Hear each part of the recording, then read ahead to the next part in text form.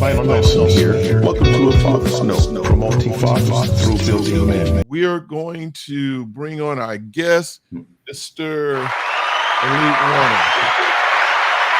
What's up? Good evening. Good evening. Hey, how you doing, bro? I'm doing well. How are you? Man, this is a great, great blessings. We're so glad and happy that you accepted our invitation to come and be a part of our show, A Father's Note. And so without any further ado, we're going to get right into the questions and into the interview. And my first question that I want to pose to you, due to the fact that this is a show that promotes fathers, what I would like for you to do is describe what type of man is your father is, and what is your relationship like with him? Okay, so my father is like a man of God, and he raised us in the church. We go to church every Sunday. He has a lot of standards, and he has he has a very strong opinion. So growing up, we had to obey, and there was a lot of order in the house, a lot of chores and stuff like that. He was just trying to teach us how to be better people in the workplace and stuff like that. So that's the type of father my father is. And you say that he had standards. Can you share with us what some of those standards were like? As far as apparently it is obvious you lived in the home with a man who knew he was a man, and he was conducting his house as a man, and he was going to, make, hey, listen, this is how it has. I want it. This is how it has to be. So what were those standards, some of those standards, if you could share with it, that he had in the home? Some standards were being on time. He was very adamant about being on time. Keeping a clean home. So like he'd be at work all day. He expected the home to be clean when he came home. Stuff like that. Right.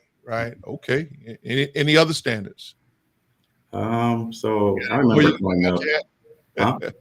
You have any more you can pull out your hat? Yeah. So like what he would teach me and my brother is like when we are supposed to be preparing to be a man. Like I'll be like the age of 6 or 7. He'd be like, "Oh, when are you supposed to like act like a man or be a man?" He's like, "You start now." So like growing up, he was like really pressuring us to like stand on our word and like always. What is it like? Wow. Okay. All right. If you say something, you do it. Yeah. See, that's going back to what I've been saying, and eventually it's going to come out. For those of you who know, I'm in a process. I'm writing a book, and one of the chapters in it says, "Don't call me boy." And what I point out is that really we should not label our sons and our young men as boys. They are men who are developing into manhood, and I love the fact that your father say, you know what, don't wait till you get 18, 19 years old to start being a man. No, you need to start now. And I love the fact that he made that decision. But growing up with that type of structure, what was your response to it at times? I would say, to be honest, rebellious in a way, because like all my friends, they didn't really grow up with fathers and stuff. So like they get to go do whatever they want, go outside right after school, get off the bus, you just go outside, don't have nothing to do. They didn't really have order to their life. So like for me, not having that, it's like, oh, I'm missing out. But really, he was preparing me for my future. And like I'm grateful for that. So you see the benefit of it now. Yes. Basically. That's good. That's good. So what's your relationship like with him now? I'm sure I'm going to assume that especially, 6, 7, 8, 9, 10, but by the time you start hitting that teenage years, I'm sure you have other things or not other things in your mind that you want to do. And it could be a little contesting as far as authority is concerned. But what is your relationship like with him now? Now, we barely speak, but when we speak, it's like we have long conversations. Okay. So like I'll go to him if I like sometimes need relationship advice, or if something's wrong with my car, I'll go to him and stuff like that. But we don't really have like that's my best friend type of relationship. Right. Well, it's not Okay, so it's not about being your child's friend, Yeah. and that's kind of going to something that I had pointed out last week. No, he needs you to be, or they need you to be their parent. You need to parent them. Give them the guidance. It's not always good. It doesn't always feel good. Is what I want to say when you have certain strict guidelines to go by. And then the other side to that, let me say this here. A lot of times I struggle with how my father was rearing me up as well. But as I got older and I began to know him, learn him, I began to even also spending more time around my grandfather. So then I began to realize, the reason that he was the way that he was because how his grandfather raised him. So he was just basically duplicating what was instilled in him, and he was just passing it down to his sons. And Mhm. you know what? I even remind my sons, listen, man, this is what my father taught me. This is what I learned from your grandfather. So it's kind of has a trait that a tendency to do those things, but nevertheless, though, I'm glad to see that at least you do talk, because there are a lot of fathers and sons that have no communication at all. So, but let me ask you this: my next question I want to ask you. I want to ask you, what does family mean to you? You as a young man at this age. I didn't even say how old you are. How old are you right now? Oh, I'm 23, about to be 23 years 24. old. Okay, okay. Mhm. So, what does family mean to you? Family means to me like now, like or in general. Well, in general, let's say in general. I would say I tell you what, make the answer personal. What is family to you? it's a place where there's people you go to that is like you have a home feeling, you feel welcome, respected. They'll correct you when you need to be corrected. They won't let you just go on and like disrespect the family name, stuff like that. So also it's where there's order and structure. So like, okay, there's a clear line between okay, father, mother, and the kids, and they just direct and guide the children in the right way to go. So, would you say being having family it provides you a safe place, Yes. structure, Hmm. order? That's pretty much it. Yeah, pretty much. Yeah, yeah. What about enjoying each other? Having that fellowship, being able to get to know one another. Um, can we say being feeling safe? Mm, I would say, yeah, I can agree with that, enjoying each other and stuff like that. But I don't really see, because I'm in Orlando and they're in Jacksonville, so I don't really see them as often, but for like the holidays and stuff like that. Mhm. But um, with my family, like, yeah, my mom and siblings will be more enjoying each other, but my dad would be more off to himself, I guess. Yeah, yeah. Hmm. So would you consider him to be a family man, and him Um, having a family?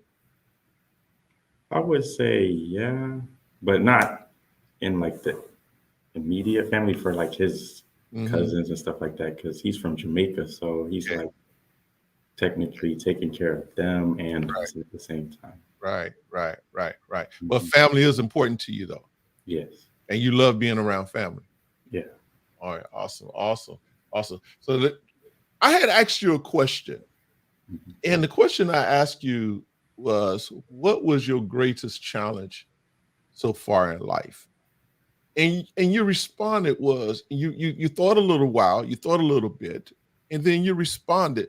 You said that just learning to be me, and that really struck me as to why would you say that? Can you expound on that? What do you mean by that? I had to learn to be comfortable in my own skin because I grew up in a predominantly like white area with like going to school with predominantly white kids. So there Mhm. was a lot of, I would say, bullying going on or stuff like that. So I had to actually learned to love myself as I got older and like came to college and stuff like that, and put surrounding myself with people like me and struggling through the same things, but allowing older men that went through what I went through to speak into my life and come over those insecurities. So what were some of the insecurities? Um, I would say the way I talk, because like normal, like I used to get bullied for the way I talked and stuff like that, because I didn't talk how they expected me to talk. They said I talked too proper or stuff like that. Yeah. Okay, all right. And so you had to get used to accepting the fact, hey, listen, this is just the way, I communicate, right? Mhm. Huh? So what else did you have to learn about yourself? I had to learn what I like. So like all these hobbies, I recently came into them like these past few years, Hmm. because usually or in high school I was trying to be with I was in a, what do you call it, like college prep kind of coursework type stuff. So like we didn't really have time to explore like the type of activities we like, because we were just focusing on getting into college. So like when I got into college, I was able to see, oh, I like cooking, I like playing basketball and stuff like that. And that's like things that I've learned. Let's go back to something you said though, because you said that your father at an early age began to instill in you the principles, Hmm. the necessities of being a man. So was it the fact that even once you became of age and you were old enough to think on your own, is it the fact that or the possibility you still didn't fully understand who you were as a man, or who you Um, was as a man? yeah, I agree. Mm. So what did you know? What, and let me ask you this then. What did you know for sure that this was absolute without a shadow of doubt? I know that this is how and what I needed as far as to be a man. In order to have that structure as a man. When did you absolutely knew that? Um, when I started living on my own and I had to realize, okay, Mm.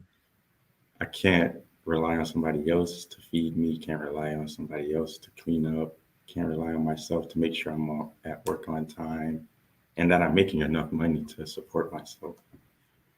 Wow. Wow. So in essence, yes, I heard what daddy said. I heard my father said, be a man, be a man, be a man, be a man, be a man. And he's been constantly instilling in me, even if I didn't agree with a lot of things that he said. But as long as I was in the home, I guess you could say you didn't really have to apply those standards of being a man until you got out on your own. Yes, I agree. Because, That- like, that- I would Mhm. say those conversations usually came up when I would do my chores, but I wouldn't do them all the way to like the completion of them because I wanted to go outside and just hurry up and finish the chores. But he was like, "Oh, pay attention to detail. You got to make sure you get all this done right, stuff like that, and not overlook Mhm. and stuff." Yeah.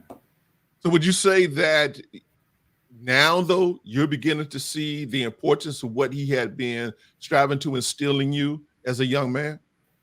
Um, yeah, I can see the importance because it even goes down to the coursework that I'm learning.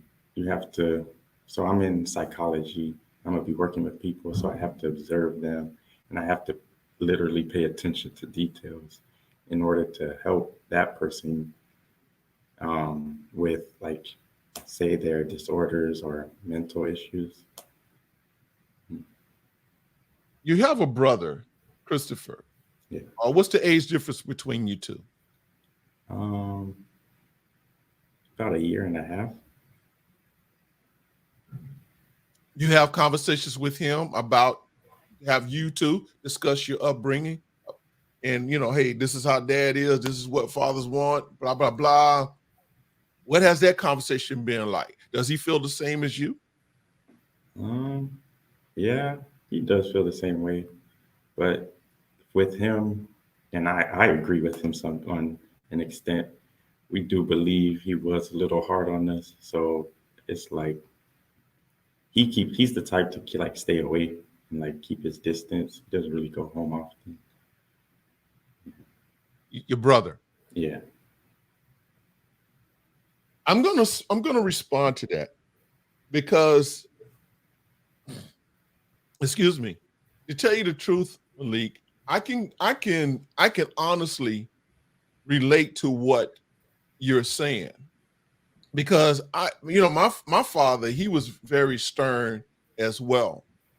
And what I had learned when I became a father, what I had learned was the fact that now that I'm a father, yes, I can be stern on my son, and I want my son to do this. I want him to do A. I want him to do B. I want him to do C. But at the same time, though, in order for me to build a relationship with him, I need to, I'm going to say it this way, come to where he's at. And what I mean by that, okay, what are you interested in? And that's because in order for you, I'm going to go here and say this, in order for you to fully respect me as your father, I have to fully respect you as your son. Because in essence, in order for me to understand how you think, I have to communicate with you. I need to be able to sit down and have that dialogue with you, where it's that, you know what, and not feel threatened by just the fact that just because you as my son may disagree with what I'm saying to you. And if you disagree, then if my son disagrees with what I'm saying to me, then what I'm saying to him is this. Okay, then what is it that, or why do you disagree? What's the purpose behind you disagreeing? And in doing that, we can dialogue.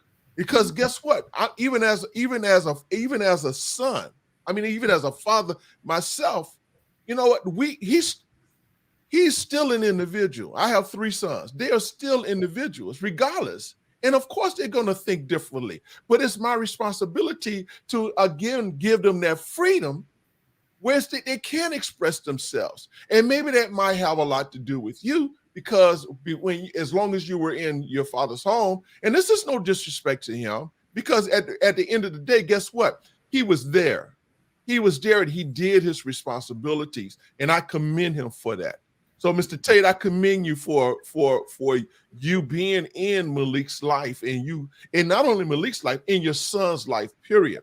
But in order to have, though, the relationship, because my first son, man, I was hard on him. I disciplined him for everything until I realized, you know what? I don't have to discipline him for everything, because what I'm going to do, I'm going to make him hard.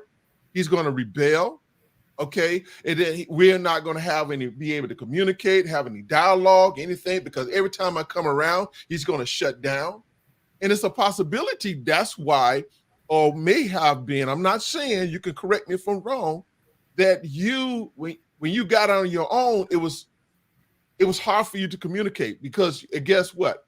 You wasn't used to expressing yourself when you're at home. Mm-hmm. But now that you have to express yourself, now that you're on your own, you have to speak up for yourself. Maybe you take your time and give it thought to make sure you do it right, because I think it's a possibility, even as whatever you was going to say at home, you wanted to make sure you did say it respectfully away from home.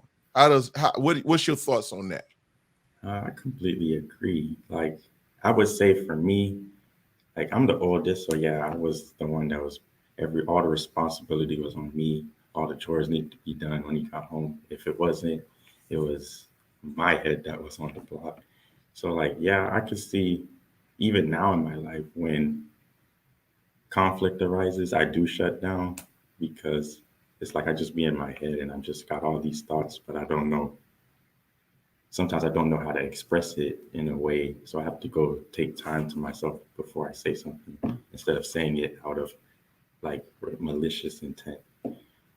And there's nothing wrong with that. And I could tell you right now, if it's any consolation, I was a firstborn, and I understand absolutely when you said that, because hey, when I had to clean the house, I had to cut the yard, keep the yard shaped up, everything, because my second oldest sibling is my sister. So even if then as the others coming, even if they didn't do their responsibility, their chores, I had to make sure it was done, because as you said, I was gonna catch the blunt of that, and I didn't want that. I did not want that, But no, man. But I think that regardless of what, I commend you anyway. That at least you said, as you something you just said. Hey, you know what? I get to myself. I share my thoughts with me. If I need to get counseling from others, from other mentors, then that's what I do. And that's great, man. That's great. So, but let me say this to you too. In addition, is that because the other thing what I had learned as well, and it's this, and I want you to really hear what I'm about to say to you, because it's very, very important. And that is, when I look back, I would have a tendency to say, man, I wish my father had told me A, B, C, D, 1, 2, 3, D. And I had him on the show a while back, and I, as even though I used to say that, but when I look at it and I look back, my father taught me just enough of what I need in order to become and to be the man that he wanted me to be. And I believe that is the same, and you can say the same for your father. And sometimes you may feel that he has not given you all, or had not been a particular way with you. But I believe, though, he was with you in a way in which he raised you in a way in which that would benefit you with that what he had. So take what he had taught you and apply it. Now, are you going to add to it as you go along? Absolutely. It's just like one of the comments of one of our guests here. Oh God, let me see if I can find it real quick, because I want to put it up. Let me see here. Y'all bear with me. I definitely want to put it up. Well, I don't see it, but it's about we learning to be a man every day. Every day we're going to progress as being a man. Okay. Let's continue on. You got anything you want to respond to that? Mhm. Mm. So how would you say you're doing with learning to be you? How would I say I'm doing? Yeah. How would you grade yourself? I would give myself an A. Give yourself an A. All right. Yeah, because I'm actually enjoying learning about myself Okay. and just exploring. It's just different. It's new. Uh-huh. Like learning how to express myself in a way that I've never been able to before. Right, right, Mhm. right, right. So what at this stage, what have you learned? What new have you learned about yourself? Um, hmm. I learned I like to talk because growing up I didn't really talk a lot, but I do like to talk and have like deep conversations with people, get to understand people and stuff like that. Okay. All right, great, great. Let's move on. Okay, so now that you're dating now, what have you learned about yourself through the process of dating? Um, so I've realized I'm a lot more selfish than I thought. I don't know because Okay. All right. growing up, I was like, oh, my parents would tell me, oh, you're so selfish and stuff like that. I was like, Uh-huh. I don't see how I'm selfish. Right, But right. then getting into a relationship, you just see how much you have to sacrifice and stuff like that. So I Can you learned give us an that. example? Can you give us an example? Um, I would say food. It's hard sharing food sometimes because it's I don't know. It's just something just it would be really good, and then you share it, and then it's like okay. Well, just cook a bigger pot. Oh yeah, yeah. That's true. Or when you put your name in the pot, you got to make sure you put her name in the pot as well. Yes, you How about gotta that? count for somebody else. Yes. Or when you go buy you something, hey, consider her. Think about her. Hmm. And you won't have to share yours. No, here's yours right. But let me help you out though. As you go along, these women, they love to taste your food, man. They Yeah. love to taste your I'm food. like, why don't you order it? I ordered this, you ordered that. Why did you order the same thing? I know my wife, she always have her eye on my plate. I said, but you wanted that. So why you Yeah. gotta have what I want? So I know where you at, bro. I know where you at, but I'm gonna tell you right now, get used to it, man. Get used to it. Yeah. Uh okay. So my wife says, let me see, where is it? Where is it? Okay. Yeah, baby. All right. My wife says, get used to sharing your food. I love to taste it. Yep, she sure does. Ms. Dominique said we share as well. I hear you. Yeah, yeah, yeah. Oh, okay. So what's this about the ribs? What is this about the ribs, man? We should not go into the ribs right Your camera went dark there, something there. now. Oh, okay. Is it good now? Yeah, there you go. So what? Talk to us about the ribs. It was literally today for lunch. Okay, so we ordered an entree, but we were sharing the entree. Uh-huh. And so the ribs had good skin on it. It's nice and crispy. Right, right. And I pulled off the skin just to taste it, but too much came off. Yeah.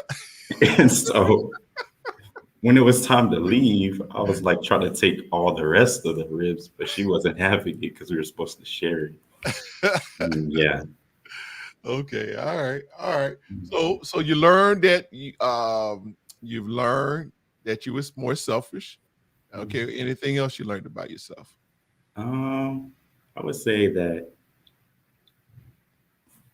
I need grace too, and like sharing, or in order to like resolve conflicts, you need to give the other person grace as well, in Wow. order to like just make amends and not allow that problem to be what just keeps you two at odds.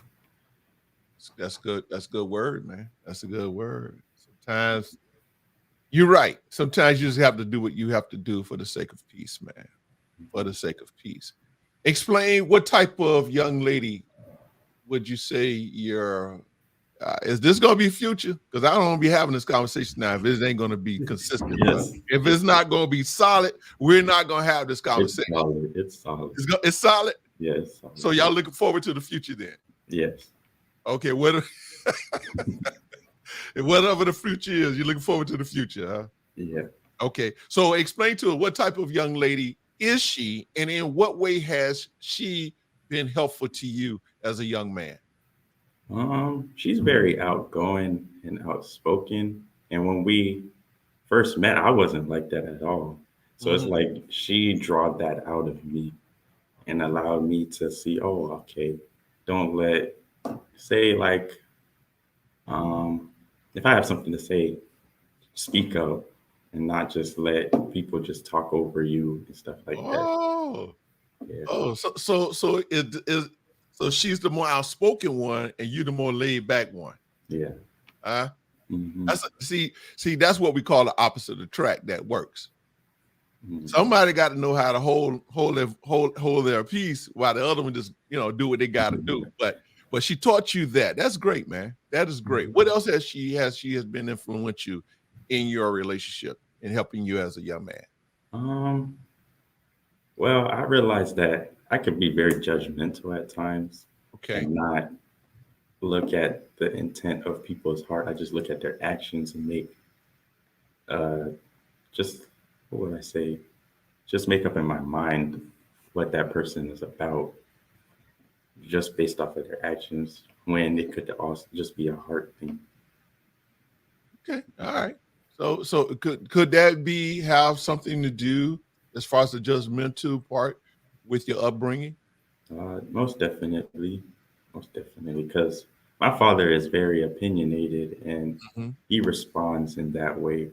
which is another reason why I shut down, because it's like I don't feel like he's speaking to me in a respectful way. I feel like he's more talking down to me sometimes. Mm, right, right. Yeah, that's something we as fathers. I know I had to learn that.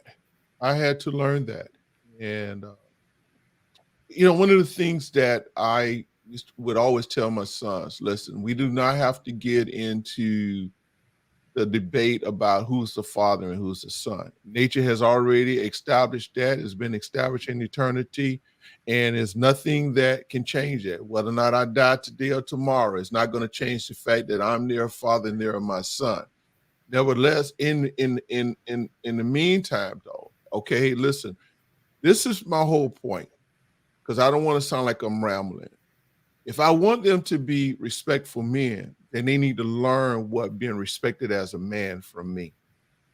I need to teach them what respect from another man looks like, what it feels like.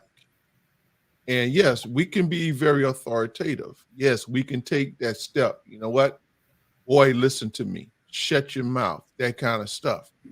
But in looking down the road, what does it really create? What does it really accomplish? Especially if we're striving for our sons to be, can I say, better replicas of Mhm. manhood, of manship as we. And I think that's so vitally important now. So you want to respond to that? Yeah, I can agree with that. Okay. It's just like he always told me that he wants me to be a better man than he was. Absolutely. So that's basically what you're saying there. Yeah, just Mhm. continuing to just better, like you said, manhood.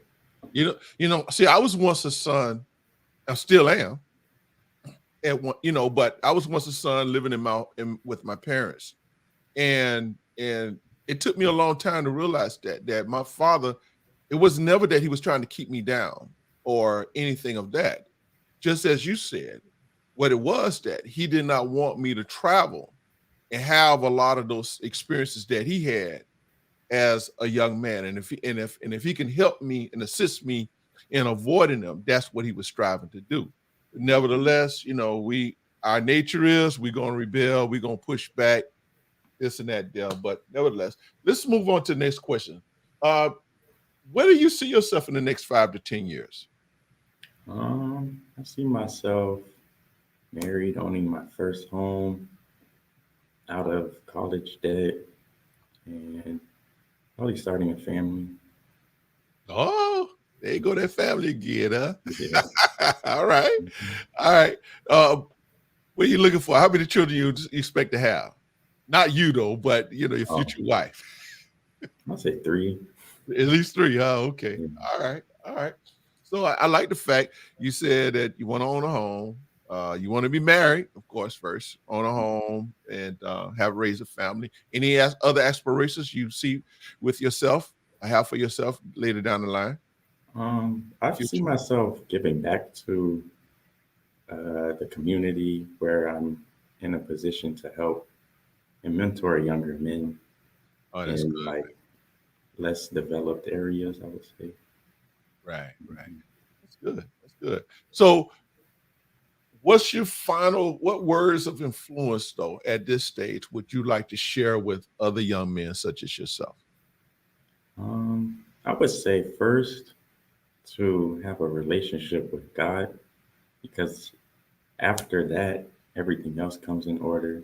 So, Mm, like, say if you were raised in a home that you feel like, oh, your father is wrong, and you go and you get a relationship with God, you just see how a lot of that same stuff is biblical as well. Like to say the way that the father is trying to raise you and the way to go and how you won't depart from it. Because like I see myself now, like implementing things he taught me, like going to church and being and having a relationship with God and praying, just allowing to be used by God.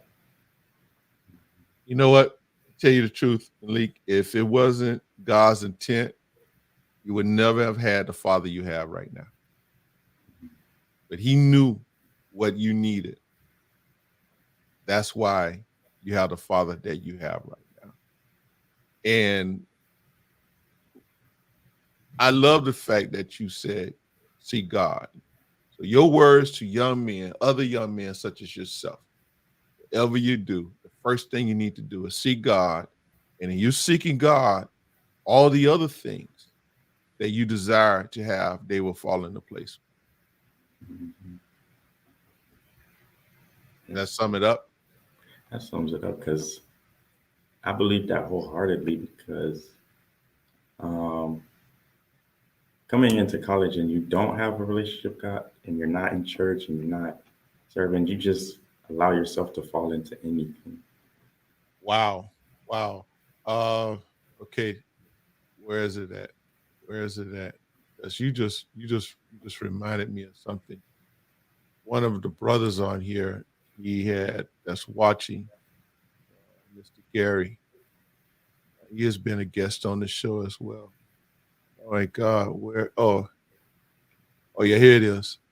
I love this. He says, rebuke the toys of the world and maybe renew your circle of friends. In Mhm. essence, don't get caught up into that to the environment that is around you that can cause you to go astray from your teachings, from your upbringings.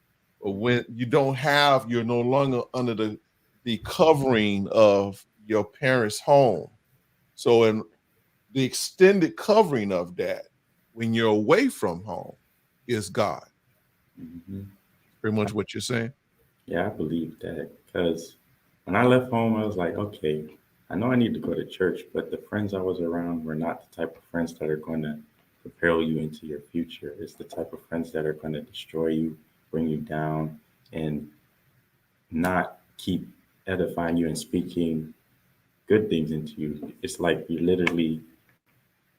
don't know your identity, and the way you get your identity is through Christ. Wow. Wow.